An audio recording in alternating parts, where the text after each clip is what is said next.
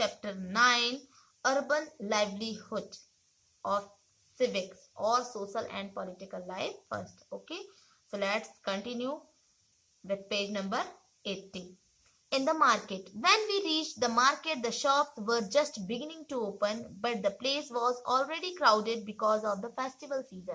There were rows and rows of shops selling sweets, toys, clothes, footwear, utensils, electronic goods, etc. There was a dentist clinic also at one end. Okay, my cousin had an appointment with the dentist. We went there first so that we would not miss our turn. We had to wait for a while in a room before she was called inside. The dentist examined her and asked her to come back the following day to get a cavity in her tooth filled. My cousin was scared because she thought the process would be painful and was upset that she had allowed her teeth to go bad. Okay, तो जब हम बाजार पहुंची तो दुकानें अभी खुलनी शुरू ही हुई थी, लेकिन फेस्टिवल के कारण वहां बहुत भीड़ हो चुकी थी. क्राउडेड प्लेस है ना, भीड़ हो चुकी थी. क्राउड मीन्स होता है भीड़. वहां स्वीट्स, टॉयज, क्लॉथ्स और यूटेंसिल्स, फुटवेयर, ठीक है, इलेक्ट्रॉनिक्स और इलेक्ट्रॉनिक्स गुड्स मीन्स बिजली के सामान, ये सब की शॉप्स रोज है ना, मीन्स कतार पर कतार थी. एक कोने में डेंटिस्ट का क्लिनिक था. मेरी कजन ने उनसे पहले से ही अपॉइंटमेंट ले रखा था. ठीक है, हम वहां पहले पहुंच गई जिससे हमारी बारी ना चली जाए. हमें थोड़ी देर एक कमरे में इंतजार करना पड़ा. डॉक्टर ने उसके टीथ को ऑब्जर्व किया है ना, उसका ट्रीटमेंट किया, परीक्षण किया और दांत का छेद भरवाने के लिए, कैविटी थी, ठीक है, तो उसको फिल कराने के लिए अगले दिन आने को कहा. वो बहुत डर गई थी क्योंकि उसने सोचा कि एक तो अपना दांत खराब होने दिया और ऊपर से इतना दर्द सहन करना पड़ेगा. डॉक्टर के यहाँ से हम सिले हुए कपड़े के एक शोरूम पर गई.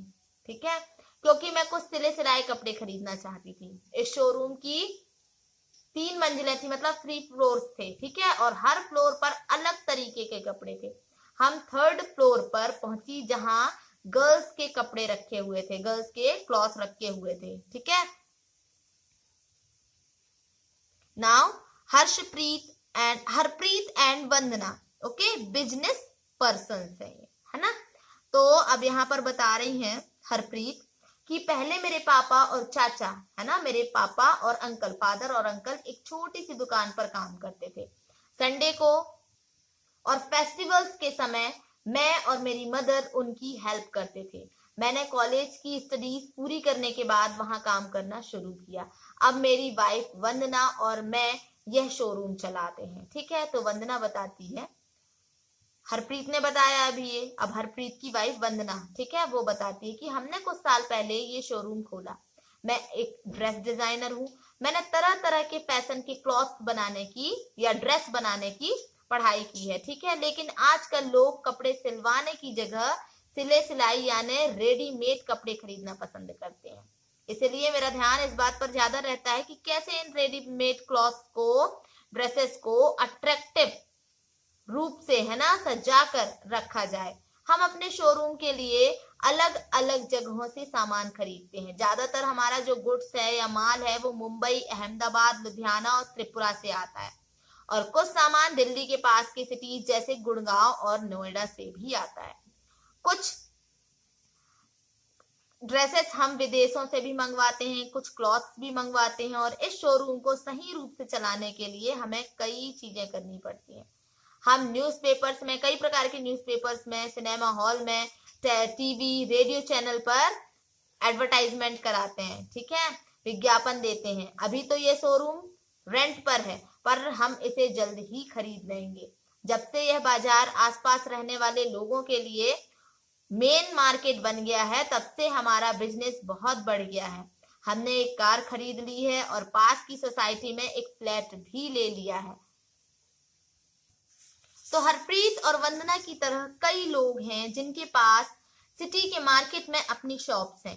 ये शॉप्स बिग हैं या स्मॉल हैं और लोग अलग अलग चीजें बेचते हैं. ज्यादातर बिजनेसमैन अपनी शॉप या बिजनेस खुद संभालते हैं. वे किसी दूसरे की नौकरी नहीं करते हैं. लेकिन वे खुद कई लोगों को मैनेजर या असिस्टेंट की तरह नौकरी पर रखते हैं, ठीक है, जॉब पर रखते हैं। ये परमानेंट शॉप्स होती हैं इनकी, ओके, जिनके पास नगर निगम से, म्युनिसिपैलिटी कॉर्पोरेशन, है ना, से बिजनेस करने के लिए लाइसेंस होता है। म्युनिसिपल कॉर्पोरेशन ये निश्चित करता है कि वीक में कौन से दिन मार्केट बंद रहेगा। फॉर एग्जाम्पल, इस मार्केट में शॉप्स वेडनेसडे को क्लोज रहती हैं। इस मार्केट में छोटे छोटे ऑफिस और अन्य अदर शॉप्स भी हैं जो बैंक, कुरियर आदि की सेवाएं देती है, ठीक है। Now in the factory workshop area, okay, factory में मैं अपने एक क्लॉथ पर जरी, क्लॉथ नहीं, यहाँ पर हम ड्रेस कह सकते हैं, I wanted to have zari work done on one of my dresses, ठीक है, मैं अपने एक ड्रेस पर जरी का काम करवाना चाहती थी जो मुझे एक खास मौके पर पहनना था, है ना, स्पेशल ओकेशन में पहनना था। मेरी सिस्टर ने कहा कि वह निर्मला को जानती है जो एक कपड़े सिलने की फैक्ट्री में काम करती है। निर्मला के नेबर्स जरी और कढ़ाई का काम करते हैं। हमने बस पकड़ी और फैक्ट्री की तरफ चल पड़ी।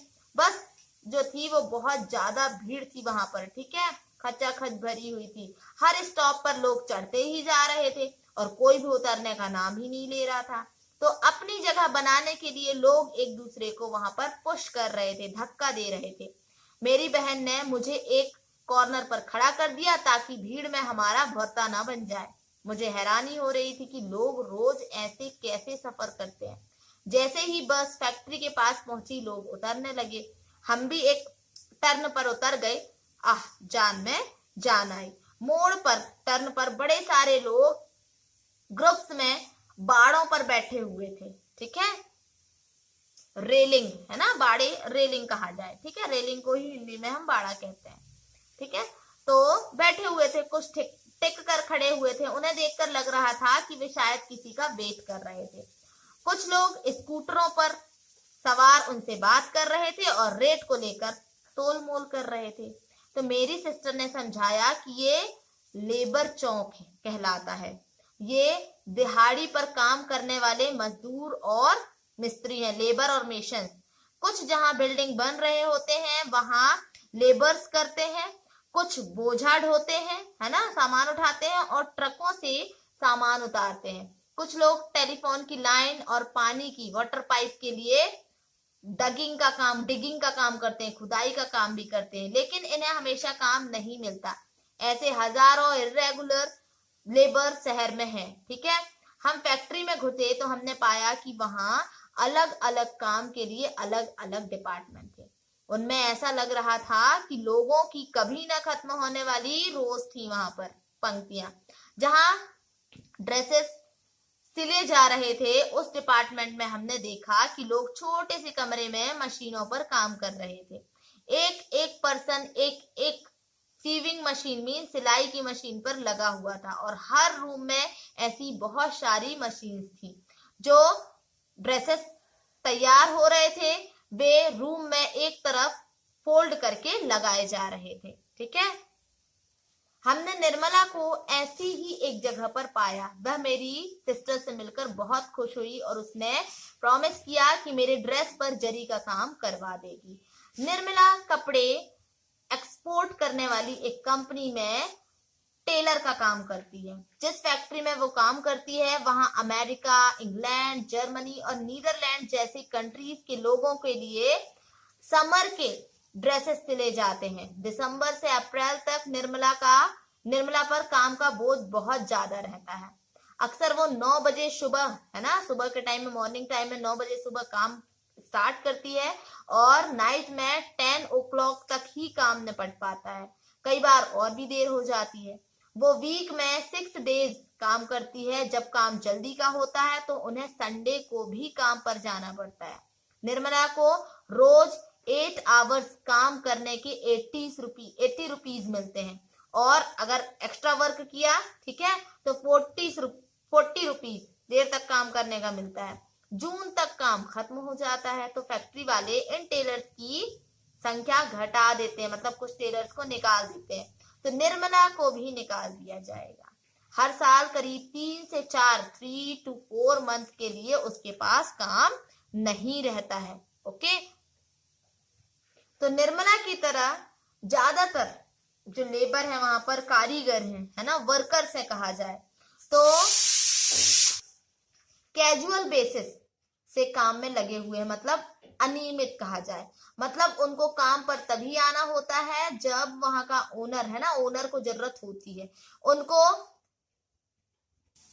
रोजगार तभी मिलता है जब ओनर को बहुत सारा काम मिल जाता है या फिर स्पेशल जो सीजन्स होते हैं उनमें काम मिलता है। ठीक है, तो साल के बचे हुए समय में उन्हें दूसरा काम ढूंढना पड़ता है। Okay, rest we will read tomorrow. Okay.